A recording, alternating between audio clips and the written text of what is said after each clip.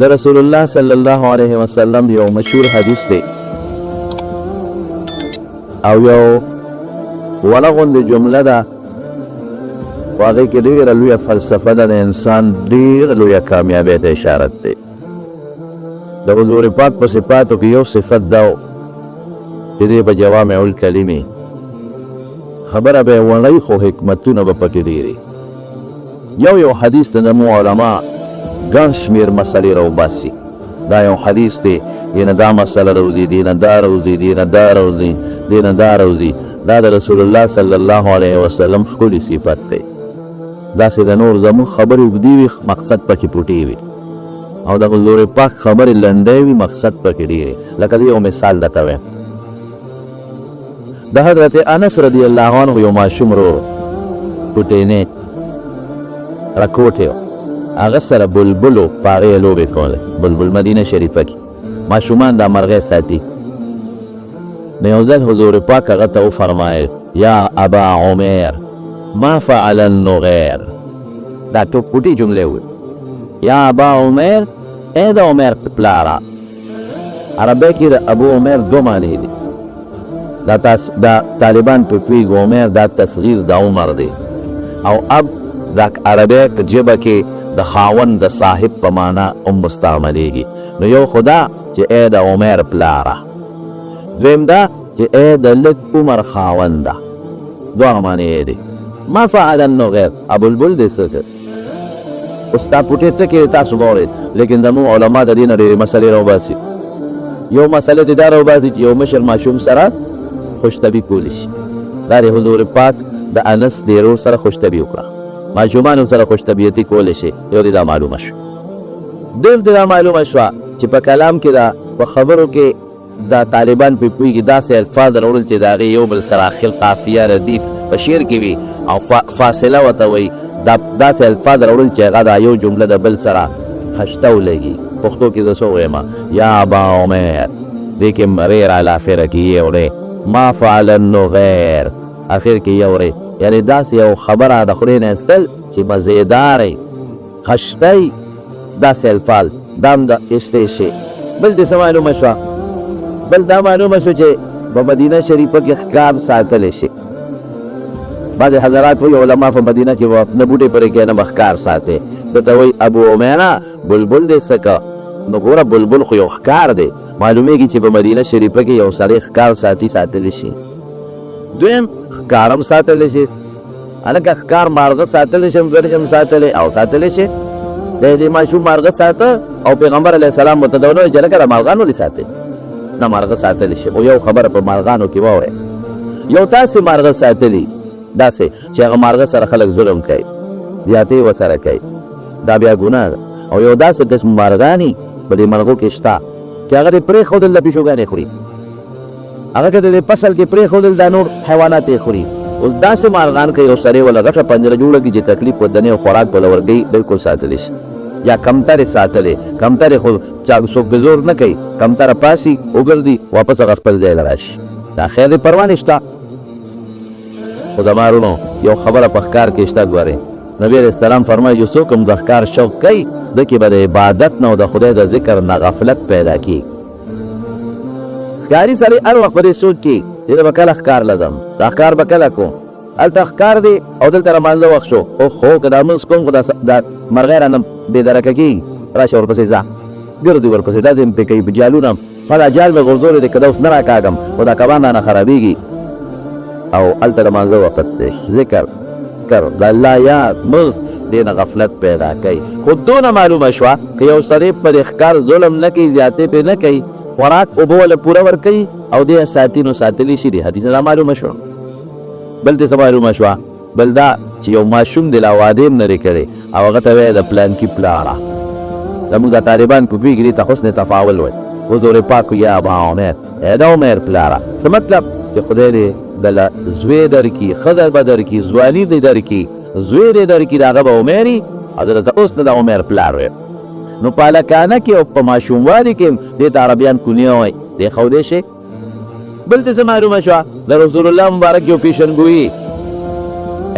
د لږ عمر خاونده او مقصې وشوه هغه هلک په ماشوموالي کې وفات شو ماشوموالي کې وفات شو. داسې قسمت د حضور پاک په صفتونو کې یو صفت دا دی چې دا خو ما دې کې د طالبانو یو درې خبرې نور هم دي خو په هغې تاسو نه رسئ.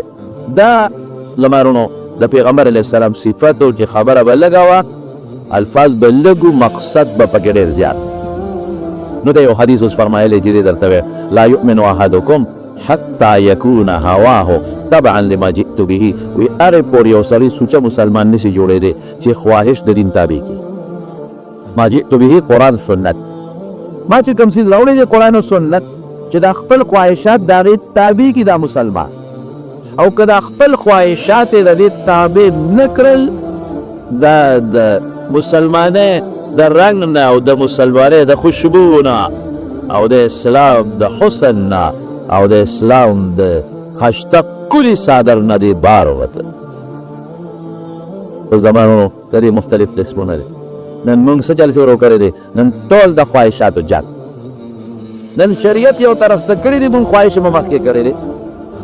شریعت دې خواهش مخکې، خواهش د خېټ هم دی د ډوډۍ، خواهش د مکان هم دی چې د الله ښه بلډینګ جوړ کړم،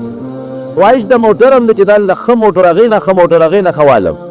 د ټولو بچو مې دي وي، د ټولو زمانو د ټولو ترونو د ټولو ریرونه دي وي. دا هم یو خواهش دی. دا هم خواهش دی د ښځو خواهش.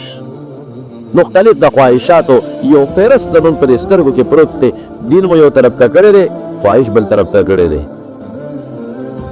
دې ته خواهش پرستي وایي. نن دنیا په دې لګیا ده.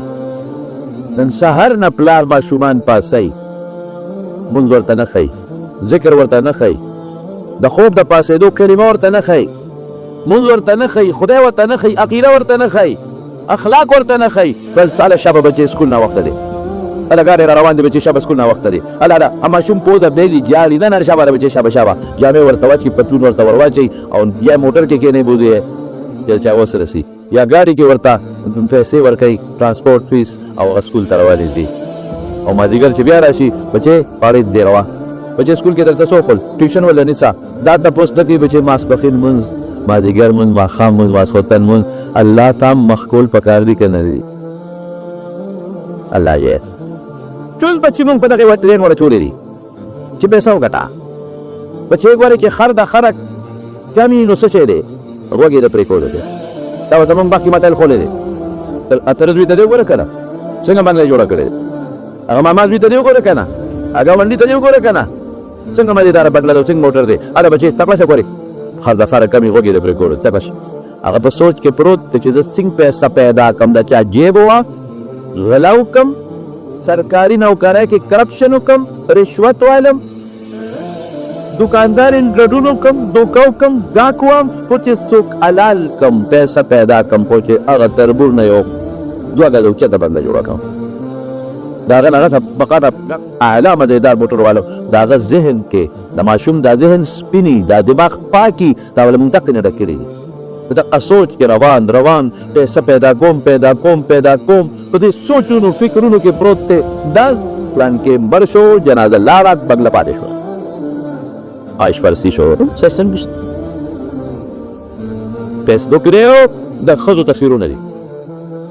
موبایل دی او د جنکو تصویرونه دي، موبایل دی او فلمونه دي. موبایل الله خفه کول دی. الله موبایل دی او د خدای سره مقابله ده، موبایل دی او د رب سره مقابله ده. موبایل دی په دې سترګو چې مال الله را کړي دي په هغې د الله سره مقابله ده. دا غوږونو چې مال الله را کړي د الله سره دشمني کوم په موبایل. فیسبوک دی او موبایل دی. نن خو د ټولو نه لوی شی دا دی افرأیت من اتخذ الهه هوا. اوهو الله وایي څه وایي؟ وایي د خلکو خواهش خدای کړی دی. خواهش یې څه شی جوړ کړی دی؟ خدای جوړ کړی دی. خواهش لاندې کا ګوره چې الله څه کوي. لاندې کا خواهش پیغمبر مخکې کا، خواهش لاندې کا او ما جئت به قرآن مخکې کا. ته ګوره که ته د ډوډۍ نه مړ شو راشه ما پهې مخ لاړی تو کا، که تا دې عزت خدای در نه که راشه ما پهې مخ لاړی تو کا. دا خو مونږ ته ښکاره دي ښکاره. مثال به درکړم حضرت عمر فاروق رضی الله تعالی عنه د حضور پاک د غلام بچی حضرت اسامه. هغه اسامه چې یو ځل د رسول الله مبارک په پتون ناست و، زید کلې اسامه د رنګه تور و، زید محبوب پیغمبر مبارک چې غلامانو سره کم سلوک کړی دی، که نن موږ خپلو نوکرانو سره خپلو همسایهګانو سره او خپل ما تحت ملازمینو سره او خپلو چپړاسیانو سره دغه سلوک وکړو قسم په خدای دنیا کې به جنتي د غلام بچی د رنګ نم تور دی په دا پتون ورسره ناست دی پوه دی عبیده رسول الله مبارک په هغه لاسونو چې قیمت یې د عرش نه اوچت دی راځي او د دې اسامه پوزه پې پاکوي عایشه بیبي ورته الله رسوله ما ته پرېږده چې دا پوزه وله زه پاکه کړم وایي نه عایشې دا به زه پاکوم احبه فاني احبه د سره مینه کوه زما ډېر خوښ دی په دا پتون به کښېنو دم رئیس وې پوزه ورته پاکوي څوک عقاید و جهاد د سره مینه کوه زما ډېر خوښ دی نو حضرت عمر فاروق رضی الله عنه چې امیر المؤمنین شو بادشاه شو نو تنخواه به مجاهدینو له ورکوله فوجي جرنیلان او فوجي مجاهدین هغې ته به تنخواه ورکوله نو زوی د عبدالله ابن عمر هغه ورته بابا ما له تنخواه کمه راکړې اسامه له ډېره ورکړې ولې دې مانه کوم جهاد ته مخکې تللی دی دې مانه کوم میدان ته مخکې تللی دی ما کوم میدان وروستو کړی دی او دې مخکې شوی دی نه مانه کوم میدان ګټلی دی خو چې کوم دی د دې عزت هم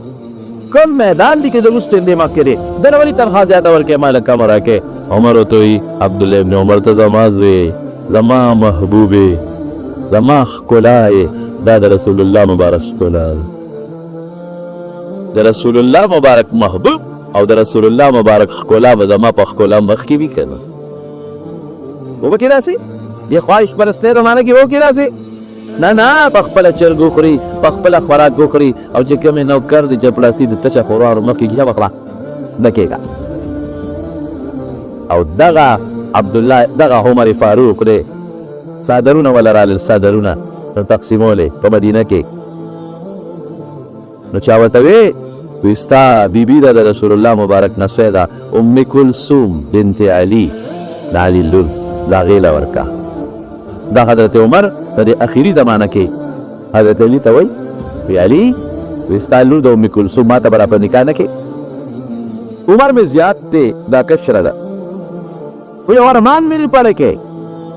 چې که دا جینۍ ما ته را په نکاح شي او موږ له خدای بچي راکړي نو په هغه بچو به زما د حضور پاک نسب یو شي خلک وایي دا د عمر بچی دی او دا د رسول الله مبارک د بیبي فاطمې هم رسی دی د حضور پاک هم بچی دی هغه ماشوم به نجیب الطرفین بشي پلار د طرف نه مور طرف نه به نسب به یو شي ارمان مې دی عربو کې دا رواج هغه زمانه کې هم نو اوس هم نشته که هلک او جینۍ راځئ مور پلار یې راځئ نو که عمر کې فرق کمي نو پروا نشته علي صاحب ورته وایي وی امیر المؤمنین نه جینۍ به دې خوښه شي نو په شریعت کې قانون دا دی چې کومې جینۍ سره څوک نکاح کول غواړي نو د هغې مخ ته کتی شي مخ ته خو د خواهش په بنیاد به ورته نه ګورئ په دې بنیاد به وګورئ چې دا جینۍ ما سره مناسب ده خوښه مې ده که مې نه ده خوښه مخ ته ورله کتی شي او که د خواهشاتو سوچ ته راځي نه هغه دفع کوه نو علي صاحب ورته وایي یو څادر ورکوم درلېږم نو ته وګوره که دې خوښه شو نو زما هم دا خواهش دی چې تا په نکاح کوم هغه وی ښه ام کلثوم ته علي صاحب وایي د فاطمې لور ده بیبي فاطمې رضی الله تعالی عنها ای بچې دا څادر امیر المؤمنین له 100 عمر له وی بابا مې راکړې دا دې خوښ دی که دې نه دی خوښ دې څادر یو له امیر المؤمنین دا څادر مې بابا راکړی دی وګوره خوښ دی که دې نه دی خوښ نو عمر کې ډېره حیا وه هغه د دې جینۍ مخ ته نه شو کتی حیا د وجې نه نو خپو ته یې ولکته تو درې که د خپو نه بس اندازه معلومه کړو خپو ته به وګورو جینۍ پرې پوه شوه ورته وی امیر المؤمنین وی زما څادر دې پرېښود نو څادر مې درته راوړی دی هغې ته نه ګورې زما خپو ته نه ګورې قسم دی که امیر المؤمنین نه وي چې دا سترګې مې درنیستې وي هغې کې هم ډېره حیا وه که نه د بیبي فاطمې لور ده د بیبي فاطمه کې څومره حیا وه یو ځل حضور پاک سره ناست سره میاشت ختلې ده رسول الله مبارک ورته فاطمې میاشت ختلې ده دی ونه کتل سر یې ښکته فاطمې تا ته وایم میاشت ختلې ده ای بیا څه ښکته بچې میاشت وی بابا د الله رسوله زه خو د درېیمې دویمې څلورمې میاشت ته نه ګورم ولې بچې وی دې وخت کې سړي ورته ګوري زما د سړو نظر په دې میاشت یو لی کېږي راشه د څوارلسمې سره مسلمانانو ته راشه د ټقارو کېړو ته راشه بربند بخبو ته راشه بربند ګریوان ته راشه بربند سر ته لیچو ته هغه جینکې نن فخر کوي نن په بورقا زمونږ لوړه خویندې شرمېږي نن په حیا زمونږ ډوړه خوی دی شرمېږي او دې پکې زما او د سړو نظر دی وخت کې سړي ورته ګوري که نه د دوی مې د نظر یو دی کې شریعت کې هېڅ منع نشته سړی هم دیوال ته ګوري ښځه هم ګوري هېڅ ممانعت نشته لیکن دا د هغې حیا وه چې پیغمبر مبارک ورته وګوره نو بیا ګناه خو نشته لیکن دا د هغې حیا وه او چې کله مړه کېده که نه بیبي فاطمه نو وصیت یې وکړ وایي چې زه مړه شم او زما جنازه وړی یو خو د شپې زما جنازه وړی د ورځې به نه وړی او بل زما د جنازې د پاسه دا ډولۍ اوس خلک اچوي که نه د زنانه دا مخکې را د حفشو کې دا رواج دلته نو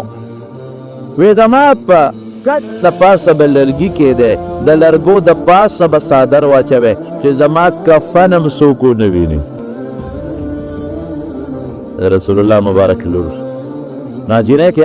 د حیا پرته ده زما وروڼو خدای دې زموږ خویندو لوڼو له حیا ورکړي دا هم خواهش پرستي ده چې نن جینۍ بربن سر خوښوي دا هم خواهش پرستی ده چې نن جینۍ بربن مخ او بربن سټ خلکو ته ښیي دا هم خواهش پرستی ده چې لیچې ښکاره کړي دي لاندې خپې ښکاره دي ای د خدای بندې الله ښکلی وجود درکه د دوزخ په اورې ولې سوځې الله خشته مخ درکه الله ښکلی دانچه درکړه الله ایمان دله پړه کې واچو الله د مسلمان مور و پلار نه پیدا کړې دا وجود خو زما د دوزخ په اور نشي پیرزو ستا ولې پیرزو شي دا وجود به په قبر کې په کوتک والی کېږي ولې ظلم کې ولې خلکو له د زنا دعوت ورکې ولې د هلکانو سترګې ځان ته مخامخ کې ولې په لاره په داسې انداز دی چې سړي درته وګوري دغه جینۍ چې دا په فیسبوکونو باندې په موبایلو کې او دا په لارو کوڅو کې داسې حرکتونه کوي چې ما سره سړي را مخامخ شي د دې سوونو زرګونو سړو د سترګو د ژبې د زنا ګناه دې وګټله څه کې په کوم طرف روانه یو خو به خدای نه مني یا به رسول نه مني یا به خدای او رسول نه مني او ته هلکان چې د پردو جنکو ته ګوري الله اکبر حضرت یوسف علیه السلام پیغمبر دی او د زلیخې کور ته لاړ د زلیخې کور ته او زلیخه به مینه شوه اسلام دغه پښتو کې به ته د زلیخې خوښ شو مینه شوه پې لیکن یوسف علیه السلام پر خپلو سترګو زلیخې ته نه کتل د جبه کرته نظر مخکته اوس خو یې نیکه ده او د وزیر لور ده ښځه ده خشته ده حسنداره ده او یوسف دلته راشه یوسف دې به ورغې سر مخکته دا کار وکړه دا کار وکړه خو دغه ډول راغوښتل عاشقه ده پې په کور کې ځان نه لرې نه پرېښودل یوسف به ناست و سر به ښکته نه به کتل د خپلې نیکې ته یوسفه ما ته وګوره داسې به وکتل زر به سر ولې ما ته نه ګورې څه چل شوی دی لا پیغمبر نه دی لا نبوت نشته لا کتاب نشته خو زړه کې د یوسف حیا پرته ده زړه کې د پیغمبره نښې د مخکې نه پرتې دي نه ګوري ورته سترګې نه مخامخ کوي ورته اخر کې د لیخې ورغې یو جال جوړوم او د 500 دې ګیروم په دې جال کې ځان یې ښه خشته که ښه ډولې یې کړم هغه زمانه کې دا هره زمانه کې دا د بیوټي پارلر دا رواج شته دی چې دا حسن او خشتوالي د جینکو خوښه وي او داسې کاریګران هم وي زنانه چې هغې جینکو له هغه حسن برابروي ځان یې ښه ډولې که په محل کې دننه یو کوټه ده په څو دروازو بنده کوټه ده هغه یې ځان پسې بند دی وغلقت الابواب وقالت هیت له قرآن شریف کې الله فرمایي غلقت الباب نه دی غلقت الابواب ټولې دروازې بندې کړې جرندې ورته واچولې زلیخه خپل کټ ته وخته ډبل بیټ ته او پکې کېناستو چابه یې ځان سره کړلې یوسف ته وایي راځه دې را دننه کو نوکرانو ته وایي دروازې بندې کړې چابه یې ماله راکړې په خپل اخري دروازه بنده کړه بله بنده کړه بله بنده کړه یوسف ته وایي دلته راشه حضرت یوسف ته څه وایي قالت هیت لک راځه ځان او لاوره ته وایي یوسفه سترګې دې ډېرې ښکلې نه دي ګوره دا هغه جال دی وی او ښکلي دي خو لومبې به دا سترګې پټېږي به مخ دې ښکلې ډېر نه دی په قبر کې به ټولو نه مخکې دا خاورې کېږي لاسونه دې ډېر خشته نه دي په ټولو نه مخکې به دا چې پړېږي دا به ختم شي یوسف ما ته وګوره نه ګوري یوسف ما راغوښتی سلی نن خبرې نه نن به ما نه ما سره ګناه به کې ما ته د څومره خشته یم زما لاس زما خپې زما وجود چې دا مطالبه د یوسف نه کوي یو ټکي یوسف وایي هغه وخت کې علیه السلام یو ټکي وایي قال معاذ الله یا الله ما بچ کړه معاذ الله دا الله په ذات دنه امن غواړم ما معاف کړه کې وخت انسان زړه کې چې د دنیا بزرګي د دنیا نه کې انساني یو خدا چې الله بچ کړي کې نه څوک نشي خلاصي د خواهش د انسان چې اوبراو شي د حیوان سره وخت کې انسانیت ختم شو حیوان سره دلته دی په ځان نه دی اوسه وخت کې دی په خپل قابو کې نه دی وخت کې سليمان ابن يسار دا یو ډېر لوی سړی زموږ د امام ابو حنیفه رحمت الله علیه په شاګردانو کې دی سليمان ابن يسار ډېر ښکلی دی ډېر خشته دی زموږ د حدیثو په کتابونو کې هم ذکر راځي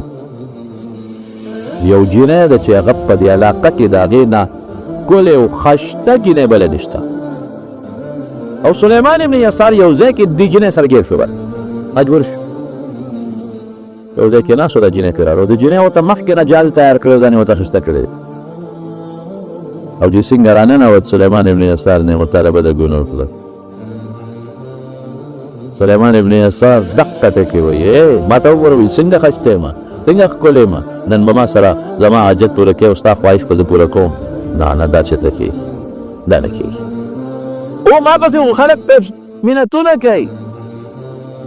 ما له خلک د دنیا پیسې راکوي ما له خلک د دنیا دولتونه راکوي دا نه زه خپله مطالبه کوم او ته هم دقه ټکي وایي معاذ الله د خدای په نوم ما بچ که الله د نوم سره امن غواړم وی الله به مې تا نه بچ کوي دا ټکي دا ډېر مضبوط ټکی دی داسې وخت کې ته الله ته آواز وکړه په داسې وخت کې ته خپل خواهش قربان که او په داسې وخت کې ته رب العالمین ته رجوع وکړه ته ګوره خدای غیرتي بادشاه دی چې ته دا ګناه مه کوه چې دې بچ کوي او که دې نه بچ کوي نو یوسف علیه السلام ورته وایي قال معاذ الله انه ربي احسن مثواي انه لا يفلح الظالمون دو معنی علما کوي دا خو زما د مالک سره خیانت دی جي ستا مالک زه غلام یم په کور کې دیره کړې نو زه به ستا د مالک سره خیانت کوم تا ته لاس اچول خو د خپل مالک سره او د خپل سردار سره خیانت دی خو بله معنا وه داسې تعبیري معنا ده قال انه ربي احسن مثوایا هغه ذات چې دا ښکلی شکل یې راکړی هغه ذات چې ستا کور ته یې راوستیم د کوین یې راویستم او د بادشاه کور ته یې راوستم دا خشته مزېدار وجود چې دا دنیا راته پنځ کېږي هغه ذات سره خیانت وکړم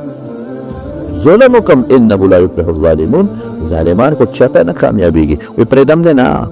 دروازه جننده ده لازمن به دا ګناه ما سره کې لازمن نو موږ خلک خو به بهانه جوړو چې روز څه وکړو او توبه به وباسو که لیکن حضرت یوسف علیه السلام څه کوي خپل وس کوي ته وس کوه باقي مدد د الله دی خپل وس کوي دروازې ته روان شو چې دروازه کولو کې چېرته ځې چابیانې ما سره دی دلی لشي خو چې یوسف علیه السلام قدم واخیست رب العالمین ګرنده کوله وکړه دروازه کوله شوه سوري قرآن الله دس چلو شو ورغرې وه دته بله دروازه کوله شوه بله پروټوکول ورته میلو شو لکه یو بادشاه وزیر یو ولاتې ته ځي که نه د نوکرانو ته دروازې کولاوئ چې بادشاه ته دا تکلیف نه چې دروازه کولاو دروازه ورته مخکې یو افسر خپل دفتر ته ځي هغه چپړتي راشي هغه دروازه ورته کولاو کړي رب العالمین په یو لوی پروټوکول کې وویسته یو دروازه کولاو بله او تی کروالي کې داسې جلو شو چې کلک د لمن نه ونیوه یوسف علیه السلام په هغې کې زور ورکړه منښلېده او چې یوسف علیه السلام بار و زلیخه ورپسې بار ووتله بار عزیز مصر زلیخې خاوند ولاړ دی دنیا خلک راغلي دنیا خلک څوک چا سره دستخطی کوي او څوک سپارش دی او بادشاه وزیرانو ته خلک راغونډېږي ښځې دي او سړي دی او دقسې په بد حال یوسف علیه السلام مخکې دی او زلیخه ورپسې بس د دې د مصر سره وزیران مشیران دي دا څه وشو په شرمونو شرمېدم حیا لاړه زما ښځه په دې ګډ مجلس کې دنیا ته رسوا شوه د هلک نه لمن راکاږي څه وشو نو اخو ډېره هوښیاره وه که نه دا لوی خلک هوښیارانه مې او ورته وایي ما جزاء من اراد باهلک سوءا الا ان یسجن او عذاب الیم یوسف لاس راواچاو الزام یې په هغه ولګاو ما د لاس راډولې د یوسف چې زه ورپسې شوم وتښتېد رانه ما دې ځان خلاص کړ چې نه ورباندې ومې وتښتېد لمن نه مې ورباندې وشلېدله داسې راچولې دی او بیا خاوند ته څه وایي اوس به دې پته ولګي چې ستا عزت پاتې څوک لاس اوچت کړي ما ته لاس واچوي ته به ورسره څه کوې یا به جیل کې اچوې یا به مضبوط عذاب ورکوې زموږ مفسرین لیکي دا جیل یې مخکې کړو الا ان یسجن او عذاب الیم جیل یې ورمخکې کړه په عذاب یې نه شو پېرزو جیل کې واچوه ښه یوسفه زما آیات ریتلي وو زما کور کې اوسېږي زما نوکرې زما ښځې ته د لاسه جوړېدې او ورته څه وایي قال هي راودتني عن نفسي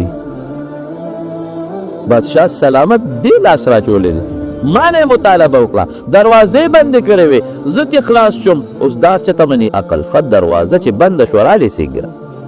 او ټول هلته چې څومره خلک دی ټول وایي نه جي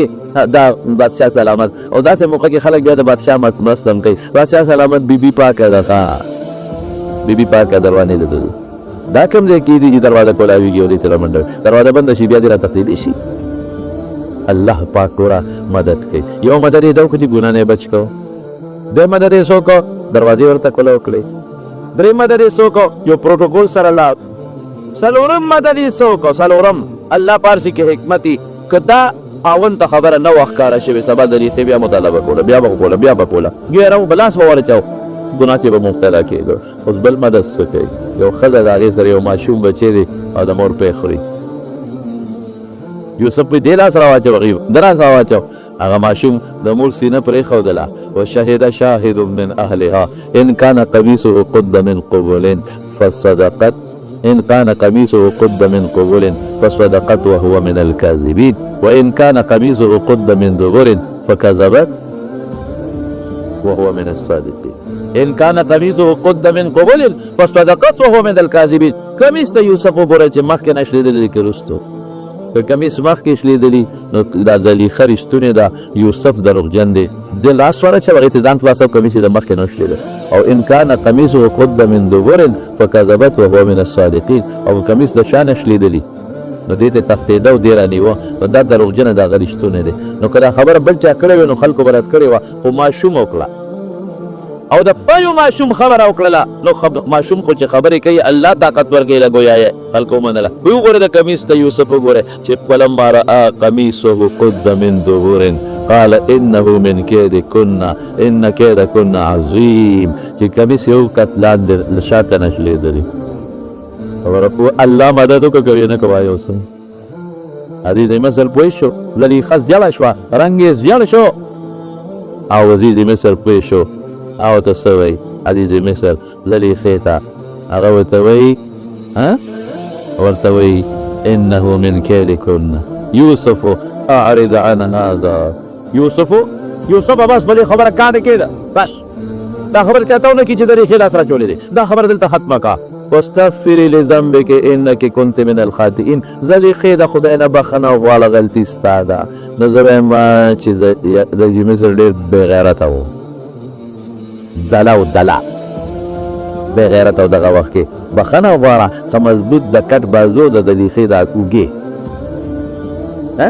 ته دې ته وایي بخښنه وغواړه خدای نه بخښنه وغواړه روږې رکه واښه مضبوطه لږه وکړه ومامېلو پښتو معامله خو سره وکړه ولیدې دا ماشوم ګویه مه کوه استاد میرې له ذنبې کې بخښنه وغواړه د خدای انک کنت من الخاطئین پس د کمزورې زریم بې خوند دی کمزورې شی بېکار شی کمزورې بېکار الله دې مسلمان وساتي د داسې بې عینه د رب العالمین مسلمان وساتي انک کنت من الخاطئین ونستا ده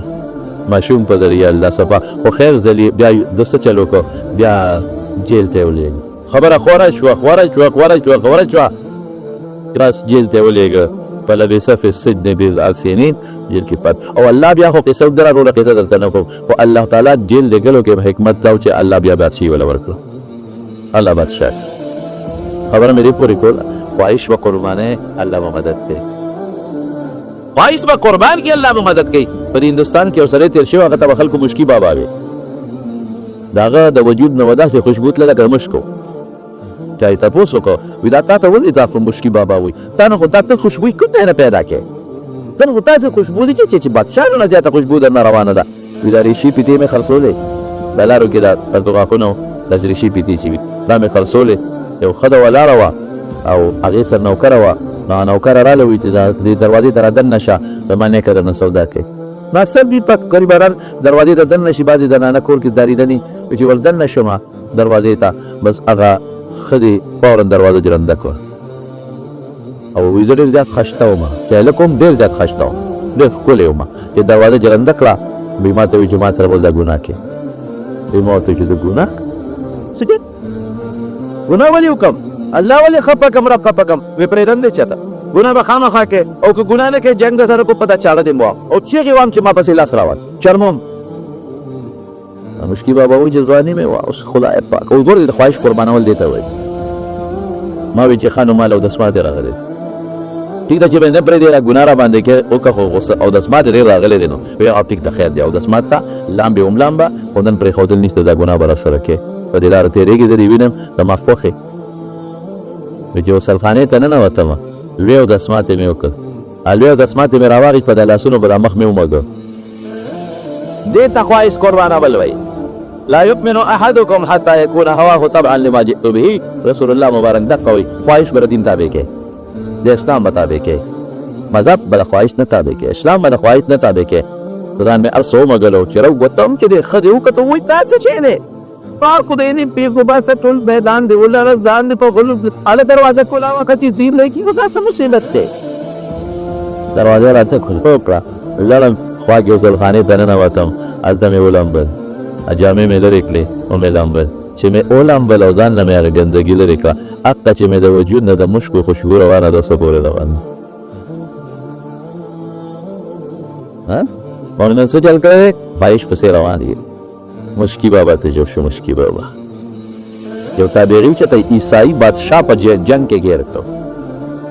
چې ګیر یې کړو بادشاه وي کې د دې الګ د لاسه خو مونږ برباد یو بلا فوج یې د مونږ برباد کړی موقع په موقع نن زمونږ ته لارې د سروازې تېر کړو. مشران ورته وایي دا منډه کې منډه کې وایي ولې وایي دا پسې چل عیسائی کې دا خو ډېر قابل دی دی به د خپل فوج کمانډر جوړو پام کوه دا منډه کې دنه د ده د تجربې نه به موږ پیدا کړو. هغه ویل دا خبره خو ټیک ده ورته وایي داسې وکړه چې عیسائی شوی عیسائی کې چې د مسلمان فوج جرنیل تا گرفتار کړو څه چې کې وکړه خو عیسائی کېږم نه یاره ورته اخره کې خلاصه ده چې پیشکش یې ماته وکړه لور به درکړم بادشاهي به درکړم جرنیل به دې کړم دا به وکړم دا به وکړم. تابعي ورته وایي داسې نه کړي بادشاه پریشانه دي چې اوس مړی کړم که څه چل ورسره وکړم. د دې بادشاه لور ډېره ښکلې او خوبصورته بابا ولې پریشان وایي دا هم مسلمان مې نیولی دی ما وجه خو ټول وزیران مې ما وجه ډېر قابل دی تجربې نه بیا مونږ فایده واخلو ځي مسلمانو نه مسلمانېږي بابا دا خو په 15 منټو کې درته مسلمان کړو دا عیسائی کړو ما ته پرېږده کوس یې د عیسائی کړو بچې تی څنګه عیسائی کې ما له چل دی دی خو مالدار یو کمرې ته دننه کړ او دا جینۍ ورله او ځان یې ورته ښه ډولې کړ داسې ځان خشته او هم خشته ډولې یې کړ او روټۍ ورله یې وړله. دا صحابي دا تابعي ورته بره هم نه ګوري بره څلوېښت ورځې دې جینۍ پې محنت وکړو څلوېښت ورځې کله اوبه وړه کله میوه وړه کله یو شی کله یو مطالبه کله ځان خشته کول څو چې دا هلک به زه په خپل جال کې راولم هلک بره ورته نه دي کتل.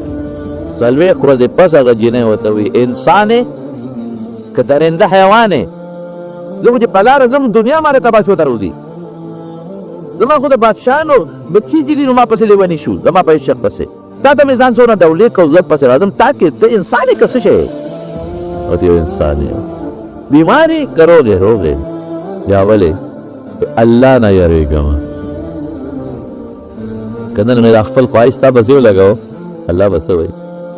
دا وجود ما له خدای دې نه راکړی چې د الله دشمنۍ کې استعمال کړم دا سترګې دې لري چې الله دشمنۍ کې استعمال کړم دا اندام دې لري چې د خدای دشمني وکړم خو د خدای ګناه خو د خدای دشمني ده دا لاس مې دې لري چې په الله سره دشمني وکړم. جنۍ باندې اثر وشو وایي ستاسو دین د اسلام دا دین الله مخته دین ښایه الله پاک هغه د عیسائی بادشاه لور مسلمانه کړه اوس زه دې وباسم په یو طریقه دې وباسم غد به نه کې په یو شرط چې زه به ستاسو سره په څنګه واده کوم بس چې ته مسلمانه شوې او زه ووتم د اسلام په طریق به خپله واده وکړو خپل ژوند بدل دا خواهش به په نیکۍ بدل کړو د د خپل خواهی به په ګناه کې نه د الله په خوشحالۍ کې استعمال کو. ګوره رسول الله مبارک فرمایي د خواوی لا یزنی الزانی حین یزنی وهو مؤمن. کم وخت کې چې زناکار زنا کوي، که د سترګو کوي، که د ژبې کوي، که د اندام کوي، دا د اسلام صادر کې نه دی، اسلام صادر نه بهر دی، دا اسلام صادر نه بهر دی. دغه انسان چې جایز دي کو کی یو ښځې سره، یا رسول الله مبارک څه وایي چې کوم هلک نوړی روټۍ راواخېسته او ښځې له په خوله کې کېښود، الله په دې هم د خاوند له اجر او ثواب ورکوي. جایزه طریقه استعمال کړه، ناجایزه ولې استعمال څه طریقه جوړه کړه، هغه تابعي د جیل نه ویسته، هغه جنۍ مو سره لاړه، جنۍ مسلمانه او مقته تابعي سره خدای د ټول عمر په نکاح کې ور واچول.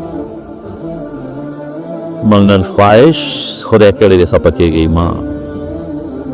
نو حضرت عمر فاروق رضی الله تعالی عنہ له صادرونه رالل، هغه تقسیمول په صحابو کې. هغه ام کلثوم چې د حضرت عمر په نکاح کې ده، هغه ام کلثوم ماشومه ده، وی عمره امیر المؤمنین نوې ده، سترګې مې در نه ایستې، وی زه بابا ته دې ووایه صادر مې خوښ دی. چې کور ته راله بابا ته ویلي صاحب ته، وی دا څنګه امیر المؤمنین دی بابا، صادر یې پرېښود، مخ پورته نیغ نیغ کتل. وی ما خو ورته غوسه وکړه، وی خیر دی بچی را د خاوند دی. هغه پوه شو چې دوی بل مقصد له لېږلی و. هغه جینۍ د حضرت عمر په نکاح کې داخله شو، او عجیبه دی کې یو بله واقعه هم ده چې په نکاح کې داخله شوه، نو د عمر صاحب عمر زیات و، غصه ناک هم و، جینۍ عمر کم و، روزانه به کور کې جګړې، او دې بندیسیانو به دا ښځې ډېرې ډبولې. نو عمر صاحب په منبر اعلان کړو چې ښځه به نه وهئ، او که چا هم ښځه ووهله نو دا چل به ورسره کوو. نو بندیسیانو والته کول ختم شو، نو چې والته کول نه کوې، خو غم دا دی چې بیا خو ښځې سره به ژوند څنګه تېری. دې ته باسې هغه بچریانه او والته کول پکې نشته، ګورې ښه ته خو مراسې دې سودن ته شین دی، پوه شوې په خبره. جنت کې به خدای درکوي ځه، او جنت کې والته کول هم نشته ځه. نو هغه والته کول خو خبره نه ده. مولانا بجلیګر صاحب د خدای پاک وبخښي، هغه ترسکونې خبرې کولې وي، دوه کسانو دوستان یو بل سره لګي وو، ګپ شپ یې لګو، نو یو ایمانه خوالو ښځه یوېږي نه، بل وایي زه خو چې کور ته نه وځم بس رپېږي. وایي دا څه چل دی؟ وایي دا کمال د ښځې نه دی، دا زما دی. وایي څنګه؟ وایي د واده په لومړۍ شپه مې پیشو کوټه کې ګیره کړې. وایي چې څنګه ور ننوتمه، کوتک مې راواخېسته او پیشو مې واله نه، کله مې ورته یو دی و، کله پیشو ټوپونه جوړ کړل، یو خوا کله بل خوا، اخره کې مې لار وکړه، پیشو تښتېده. بس ښځه حقه یېرېدلې ده، سړی غوسه ناک دی. بس چې زه پورته نه وځم سر یې ښکته کړي، دقه په لومړۍ شپه مې یارولې ده. دې د نر بچې داړو پیشو یې کوټه کې ګیره کړه. همدم دا لوبه وکړو، دا ټراول به موږ هم وکړه. پیشو یې کوټه کې ګیره کړه، او چې ننوت کوتک ته یې ګوتې کړې، پیشو له دوه درې غوزار وکړه، ښځو ته په ارام کښېنه، هغه د پیشو د والو غوښې تېرې شوي دي، ښه موږ پېژندلې، موږ د وخت پېژندلې چې ته څه شې. ښځو سره ډېر ازادي هم ښه نه ده، ډېر ازادي، او ښځو واز ته کول او ظلم هم ښځو سره نه دی پکار، باندې سړي د خپلو ښځو سره ظلم دی ګډ. نو هغه چې اعلان یې وکړه ښځې به نه وهئ، نو خلکو ښځې جوابونه شروع کړل. یو باندیسي سره ښځې جنګ کړی، ښځې پې اواز اوچت کړی، جواب یې ورکړی. باندیسي راغی ولېږه عمر صاحب ته شکایت وکړم چې مونږ به هسې درد دروست کوو، والته کول کول، نو ښځې یارېدې غږ بیا نه کوو چې مو پرېښي دي، راشه اوس ښځې جوابونه راکړي، چغې را باندې وباسي. چې راغی عمر صاحب ته دروازه وویل، او اتفاق ده چې دې وخت کې ام کلثوم په عمر صاحب اواز راوچت کړی، چې دروازه یې وویله، حضرت عمر صاحب ورته ووته، وایي برګري سال دی، وایي یو مسله مې راوړې وه خو حل شوه. وایي څنګه حل شوه؟ راته دې نه مې حل شوه. وایي ما د ښځې فریاد راوړو چې ښځه جواب راکړي، وایي ستا مې کور کې ولیده، وایي چې ته ګزاره کې به هم بېزدر کې کړ. عمر صاحب ورته وایي ګوره، وایي دا ښځه تا له پنځه ډیوټۍ کوي، یو ځله پخلی کوي، که دې ځله نه کولې هوټل نه دې تیاره راوړې، څونه خرچه به دې راته، یا نوکر دې نه وي، انسامه څونه پیسې به دې ورکولې، جامې د لینځي، کټونه د لینځي، صفاکۍ یې دله، که دې دله نه کولې او دوبي له دې وړې، یا نوکر دې نیوه، څونه تنخوا به دې ورکول. درېیم دې دله صفاکۍ جارو کوي، که دې دله نه کولې او ځان لري یو چپړاسي نیولې، څونه تنخوا به دې ورکول. څلورم د کور حفاظت دې کوي، یو خلک چې کور کې غل نه راځي، که د حفاظت یې نه کولې او ځان لري څوکیدار نیوه، څونه تنخوا به دې ورکول. او پنځم د ګناه نه پې بچې، چې کومه ښځه دا پنځه ډیوټۍ کوي او صبر نه کوي، کوي به زه بهر کیف چا ورته وې عمر صاحب ته وی دا یو صادر ډېر مزېدار پاتې دی نو دا ام کلثوم له ورکه هغه بیبي له دی دا علي صاحب لور ده او ورته څه وایي وی ام سلیط یو ښځه ده وی ډېره زیاته مناسب ده چې د هغې له ورکړم ام سلیط په مدینه منوره کې یو ښځه سلیط نه دی سلیط د هغې له مناسب دی چې موږ ورکړو ولې وی په احد کې چې کله صحابه پرېوتل او زخمیان شو وی دا ام سلیط و چې مشکونه به یې د اوبو ډک ډک راوړل او زخمیانو له به یې خولې کې اوبه اچولې نو خپله محبوبه به وروستو کم د الله محبوبه به مخکې کم صدر مزې ور خواهش قربان کا الله څه جوړوي هغه عمر د خدای څه جوړ کړل امیر المؤمنین د رسول الله مبارک د دنیا وزیر د آخرت وزیر زلزله په مدینه کې رااله زلزله په اوچته که ځمکې له روبروله عمر د عمر عدل ختم شوی دی ځمکې چې جلقېږي عمر خو شته عدل خو شته او د ځمکې جلقېږي کور زلزله بده شوه او د مدینې یو غر نه اور راووت اور را روان دی په مدینه چا ورته وی امیر المؤمنین اور خو مدینې ته راغی وی تمیم الداري راشه چا به کې ورکړه ورشه دا اور وشړه ما یاد کړه چې عمر را لېږلی به اور اسفه چې شړی اور خره چې شړی تمیم الداري دوه رکعته نفل وکړل چا به کې لاس کې واغېست اور پسې شو وی ای اور عمر را لېږلی شا به کمې سړي نه راوتې هلته ځه اور مخکې دی تمیم الداري ورپسې دی په هغه غارې وردن نه که واپس دی راځي او دریای نیل براخته په کال کې یو دریای نیل د مصر دریاب دا قانونو کال کې به یو ځل اوچتېده او کلي به یې غرقو مصر به یې غرقو د هغوی یو رواج ده چې یو ښایسته جینۍ به یې وکړه چې مصر کې به د هغې نه خوبصورته جینۍ بله نه وه پیغله هغه به یې ناوې کړه کالي به یې واچول بیا یې دریاب ته ورموضوله دریاب به کېناسته په د هغوی یو جاهلیت رواج و یو مړه کړو یو به ختمه کړو خو نور خو به بچ شي که نه چې کله د حضرت عمر فاروق رضی الله عنه زمانه ده او گورنر ابو عبیده بن الجراح دی د هغه زمانې نو هغه ته چا ووایي چې ګورې دا دریاب راخیږي کال کې یو ځل او که دا جینۍ مو نه ورچو نو مصر غونډ وړي اوس به څه کوې هغه حضرت عمر صاحب ته خط ولېږه وي دلته خدای یو رسم و رواج دی دریاب راخیږي عمر صاحب یو دوه چټ ګوتې خط ور ولېږه ابو عبیده ته یې ویې رضي الله عنه ته وایي که دریاب راوکړه چې جینۍ ور وانه چوې دا چټ به ور غورځوې ډېرې بیا راوکړي دریاب راغورځانګې وایي خلک رالل چې ای ګورنر صاحب مهرباني وکړه یو جینۍ به ور وغورځو مصر به بچ شي او که نه ور غورځوې ټوله دنیا غرقېږي هغه وایي جینۍ غورځول ګناه ده او ما ته حضرت عمر خط رالېږلی او ور غورځوم خط کې ورته څه لیکلي دي ای دریای نیل که ته د خدای که ته په خپل حکم چلېږي چې ته د خوښه یې کوه جینۍ نه در غورځو ورکول کې او کار څه کوې او که ته د الله په حکم چلېږي د الله د رسول خلیفې دا چټ مې در وغورځو فټافټ کته شه چې تر قیامته پورې دې بیا اوچتو نه وینم خط یې راواخېست او دریاب ته یې ورلړه کړه دریای نیل چې هغه ویښ لتلی دی بیا چېرته رو نه خته او نه په مصر باندې راوچت شو او په مدینه کې ناست دی دغسې لکه منبر باندې او فوج یې لېږلی لرې یو علاقې د جهاد له لرې چېرته د میاشتو په مزل لرې او د مدینې نه اواز ورکوي خپل جرنیل له یا ساریتو الجبل الجبل ای ساریه غر ته متوجه شه غر نه ویرېږه جومات کې خلکو وی عمر د دماغ په کار پرېښودی کمزوري دی بوډا دی ساریه خو د میاشتې په مزل لرې دی دې ته نه ودونه ورکوي شا وې نه څه چل پکې شته چې هغه لښکر واپس راغی حضرت ساریه راغی راورسېده خلکو دې تپوس وکړو جمعې په ورځ پلانکي ټیم کې څه مسله خو دلته نه وه پېښه وکه نه څه وی موږ دشمن سره په جنګ و دشمن مخکې موږ ورپسې وی دې کې مې یو اواز به اورېد چې ای ساریه غر ته وګوره غر ته متوجه شه وی چې مې واورېده ما والله انه لصوت عمر قسم په خدای چې دا د عمر اواز دی چې مې غر ته وکتل دشمن شاته راپسې نور را روان دی هغې ته متوجه شو شکست مو ورکړو که د عمر اواز نه وی اورېدلی هغه لښکر خو موږ خیال مو په غر موږ به برباد کړو ناس په مدینه کې د میاشتې په مزل لرې لښکر ویني اواز وررسوي هغه ته رسېږي خواهش به د دین تابع کوو خواهش به د دین نن خواهش موږ خدای کړی دی خفه کېږئ ما افرأیت من اتبع الهه هواه قارون زه په دې کې به زه تاسو ته بله جمعه هم څه خبرې پاتې دي انشاءالله درته به وکړم بله جمعه به درته وکړم خو نن زموږ ټول خواهشات مخکې د دین وروسته دي مانځه وختي او ستا تجارت روانې ستا دوکان خرابېږي ستا بخور خرابېږي رښتیا ووایه مونځ له دې که خپل کار کوې خپل کار نو خدای وروسته شو که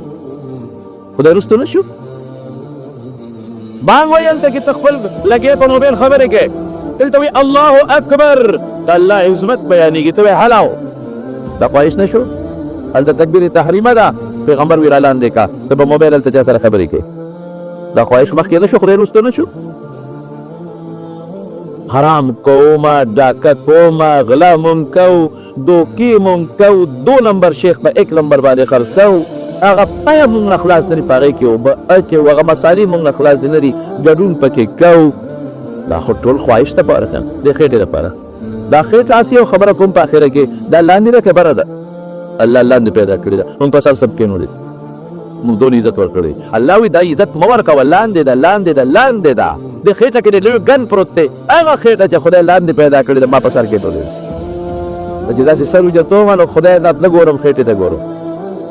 چې خې طرف ته ګورم نو خدای ته نه ګورم خېټه ته ګورم ګس طرف ته ګورم نو خدای ته نه ګورم خېټه ته ګورم خدای ته وګوره خېټه څه چیرې ډوډۍ به خدای درکوي ته به درته یو خېټه لا درپله او دغه بنګله ده قسم په خدای پاتې ده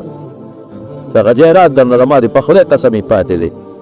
دغه مال او دا بچي د قسم په الله پاتې دي بینک کې به د روپۍ پاتې او صرف کیشر به شماري د خدای بنده چې دا کم بچی در نه پاتې شو کومه بنګله در نه پاتې شوه کوم مال در نه پاتې شو په حلال او ګټ په حرام یې مه ګټه په څه څه کې په کوم طرف روان دی سبا یې لاندې عمر نن سبا خو مرګونه لاړل پخوا به هغه اویو اتیو ته رسېدل اوس 40-50 نه نه وړې داسې دی چې اعلان به وایي نه که په بېګا خو موږ سره مونځ کوو الله وکړ پرون یې موږ سره مونځ کوو بس هغه خبره ختمه شوه زمارونو موږ به د رسول الله مبارک ته خبرو د فرامینو تابعداري کوو زموږ د دنیا هم پکې شو زموږ آخرت هم پکې شي او که موږ خواهش مخکې کوو خدای مو وروسته کو دنیا هم تباه خسرت دنیا والآخره دنیا هم تباه آخرت هم تباه ذلک هو الخسران المبین لوی نقصان خو همدقه دی نو موږ به ډوډۍ ګټو موږ به رزق ګټو موټر به هم ځان له اخلو بنګله به هم ځان له جوړو ځمکه جایداد هر څه به کوو خو موږ به دا ځمکه او دا ارث د خدای په مقابله کې نه دا د خدای په خوښ او په خوشحالۍ به در څه کوو یا الله پې خفه نه الله پې خوشحاله الله دې زموږ د دین تابعداري نصیبه کړي زموږ په دې محله کې عبادت خیلو کندي کې محمد عثمان پرون وفات شوی دی محمد عثمان صاحب ډېر ښه سړی دی رښتیا خبرې او زموږ د حاجي صاحب محمد سید حاجي صاحب بچی و محمد سید حاجي صاحب څنګه باباجي داسې و لکه خپل رور چې رو ډېر زیات محبت و د دواړو یو بل سره او محمد عثمان صاحب ډېر ښه سړی و زه خو دا کوړي د سبقونو هر څه نه ایستل چې رښتیا خبره هلته کوړي سبقونه را باندې دا نه بوج شوي دي چې هغه ډېر زیات دي وخت ډېر لږ دی او څلور پیریډه مې هلته کې څلور دلته هم دي نو بس دا دوه نیمې میاشتې به راسره لږه نور هم ګزاره کوئ نو هغه هم خالي رانه پاتې دي هلته زموږ د دې نور حبیب ددولي استاد رور مړو هم رانه پاتې و زموږ د هارون مولي صاحب رور مړو هغه هم رانه پاتې داسې نور مړي هم پکې شوي دي حاجي غلګي کې ها پوري ګرام کې هم زنانه وفات ته ټولو ته په جمع دعا وکړئ چې الله مغفرت نصیب کړي الله تعالی د آخرت خوشحالۍ نصیب کړي الله وارثانو بچو له صبر ورکړي الله د نورو غمونو نه وساتي او چې څومره مردگان وفات دي هر ځای کې چې دي الله د ټولو د آخرت خوشحالۍ نصیب کړي او چې څومره زموږ دوستان دي بعضې د هغې یو ملګري مور یې بیماره ده بعضې دوستان د هغې ته دعا کوي چې خدای پاک خیر او برکت نصیب کړي زموږ یو بل ملګری دی د پېښور نه راځي نجات الله صاحب د هغه والده بیماره ده یو بل رشته دار یې د خپې ته پرې کړې ده دعا وکړئ چې الله وله روغ صحتونه ورکړي الله وله شفا ورکړي بل به مونږ مختدي دی دا اپریشن یې کړی دی الله پاک دې وله روغ صحت ورکړي زما والده هم بیماره ده دعا وکړئ چې الله شفا ورکړي ستاسو کورونو کې هم خامخا بیماران به وي ګوره بیمارز الله راولي ختمه یې هم ګوره الله دې الله نه نشي ختمولی دارو به کوې علاج به کوې خو الله نه به د سوال هم کوې د جمعې مبارکه جمع ده او لیکن مېلمانه زموږ په دې جمع کې ناست دي علما پکې ناست دي ډېر لرې لرې ځای نه مسافر پکې ناست دي ډېر لرې ځای نه او دا په یو ښه نیت دوستان راغونډ شوي دي د جمعې د اخلاص دعا وکړئ چې رب العالمین زموږ ستاسو ټولو بیمارانو له شفا ورکړي الله روغ صحتونه ونه ورکړي الله روغ صحتونه ورکړي او خدای چې کم روزګاریان دي روزګارونو کې برکت واچوي کم تنخوادار تنخواګانو کې برکت واچوي کم زمینداران دي ځمکو کې برکت واچوي بچي نشته د ډېرو دوستانو ډېرو ملګرو او زمونږ داسې ډېر نږدې دوستان دي اولاد یې نشته دعا وکړئ چې خدای پاک والا نیکعمله صالحانه بچي ورکړي خدای پاک والا زامن ورکړي او الله تعالی زمونږ زندگی د ایمان په دایره کې تېره کړي زموږ ژوند به تېر شي ختم به شي څونه به پاتې او خدای پاک دې زمونږ دا ژوند په ایمان کې درنه تېر کړي دا د الله په اسلام کې درنه تېر کړي دا د الله نه سوال کوئ چې خدای د ایمان د زوال نه مې وساتي الله د ایمان د زوال نه مو ساتي الله د خاتمه مو په ایمان کې ربا خدای خاتمه مو په ایمان کې سوال دنه کوو رب العالمین مونږ ډېر کمزور ډېر عاجزان یو او ډېر فقیران ملنګان یو خدای ستا رضا نه زموږ بل سره نشته الله چې په کومه ورځ ته زموږ نه ساه وباسې په کومه ورځ چې ته موږ وجنې او زموږ نه ساه وباسې الله په داسې ټیم او په داسې ورځ موږ نه ساه وباسې چې په کوم وخت ته زموږ نه خوشحاله الله او په کوم وخت کې چې ته موږ نه خفه نو خدای زموږ نه ساه مه وباسه خدای چې څومره ملګري زموږ د لرې لرې ځای نه راغلي دي منزله راغلي دي د لرې لرې ځای نه راغلي دي خدای ټولو له په یو قدم اجر ورکړي الله برکتونه نصیب کړي الله راتلل د دوی د دنیا او د آخرت د سعادت ذریعه وګرځي او د بخښنې ذریعه ولا وګرځي او زموږ دا بیان چې څوک کم اوري په کیسټو کې اوري او موبایل یې اوري خدایا د ټولو خیر او برکت او عافیتونو او خوشحالۍ نصیب کړي ټول د فتنو مصیبتونو د دنیا او د آخرت په امن کې وساتي آخر وکیم په خپل دا کلمه نصیب کړي لا اله الا الله محمد رسول